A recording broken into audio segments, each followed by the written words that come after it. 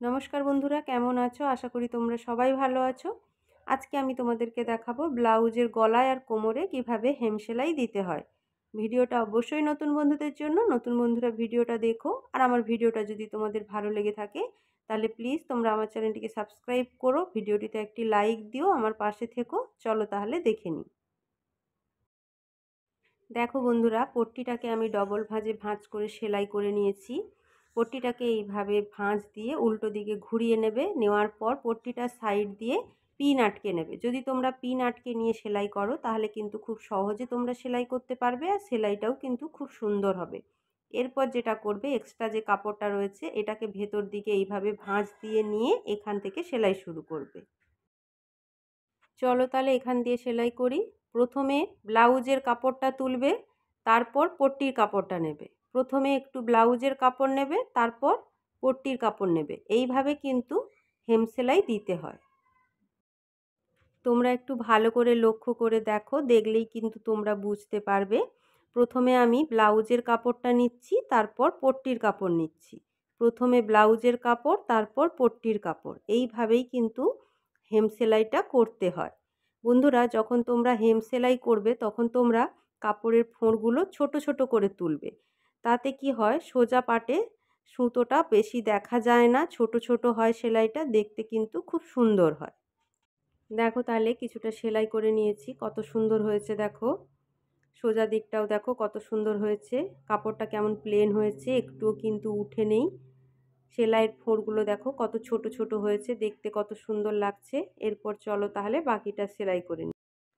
ঠিক একইভাবে প্রথমে ব্লাউজের কাপড় নেব, তারপর পট্টির কাপড়। এইভাবেই কিন্তু আমি পুরো হেম সেলাইটা কমপ্লিট করে নেব। বন্ধুরা, তোমাদেরকে একটা ছোট টিপস দিই, যেটা হলো যেই সূচ দিয়ে তোমরা হেম সেলাই করবে সেই সূচটা কিন্তু একটু তোমরা সরু দেখে নিও। বেশি মোটা দেখে সূচ নিলে কিন্তু কাপড়ের ফোঁড়গুলো বড় বড় উঠবে, দেখতে কিন্তু সুন্দর লাগবে না। দেখো তাহলে বন্ধুরা, পুরো সেলাইটা আমার হয়ে গেছে। এখানেও শেষের দিকে যে এক্সট্রা কাপড়টা রয়েছে এটাকেও এইভাবে ভাঁজ করে নিয়ে আমি সেলাই করে নেব।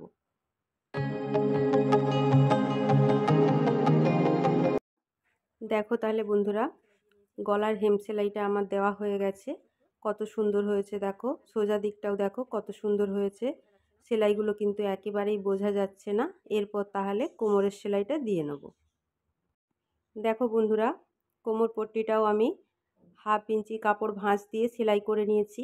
এরপর যেটা করবে, এক্সট্রা কাপড়টাকে এইভাবে ভাঁজ দিয়ে পট্টিটাকে উল্টো দিকে ঘুরিয়ে নিয়ে পট্টিটার সাইডে সাইডে পিন আটকে নেবে। তাহলে কিন্তু সেলাই করতে খুব সুবিধা হবে।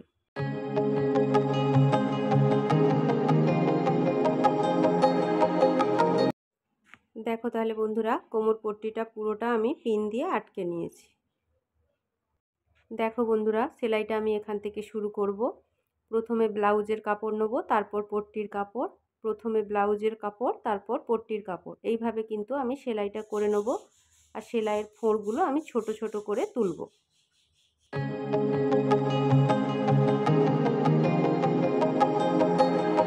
দেখো তাহলে বন্ধুরা, কোমর পট্টিটা কিছুটা সেলাই করে নিয়েছি। দেখো সেলাইটা কত সুন্দর হয়েছে। সোজা দিকেও দেখো ফোঁড়গুলো কত ছোট ছোট উঠেছে। সেলাই কিন্তু একেবারেই বোঝা যাচ্ছে না। এরপর চলো তাহলে এইভাবে পুরো কোমর পট্টিটা সেলাই করে নিই। ঠিক একইভাবে কিন্তু হেম সেলাইটা করে নেব। প্রথমে ব্লাউজের কাপড় নেব, তারপর পট্টির কাপড় নেব। এইভাবে কিন্তু পুরোটা সেলাই করে নেব।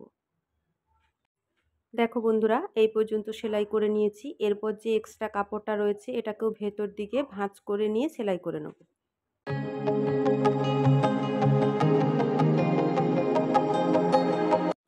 দেখো তাহলে বন্ধুরা, আমার কোমর পট্টিটাও সেলাই করা হয়ে গেছে।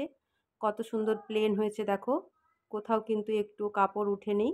সোজা দিকটাও দেখো কত সুন্দর হয়েছে। সেলাইয়ের ফোঁড়গুলো কিন্তু একেবারেই বোঝা যাচ্ছে না, সুন্দর হয়ে বসে গেছে। আমি তাহলে আজকে তোমাদেরকে গলায় আর কোমরে দুটোতেই কিন্তু হেম করে দেখিয়ে দিলাম। আজকে আমার এই ভিডিওটা এই পর্যন্ত। আমার ভিডিওটা যদি তোমাদের ভালো লেগে থাকে তাহলে প্লিজ আমার চ্যানেলটিকে সাবস্ক্রাইব করো, আমার পাশে থেকো। নমস্কার।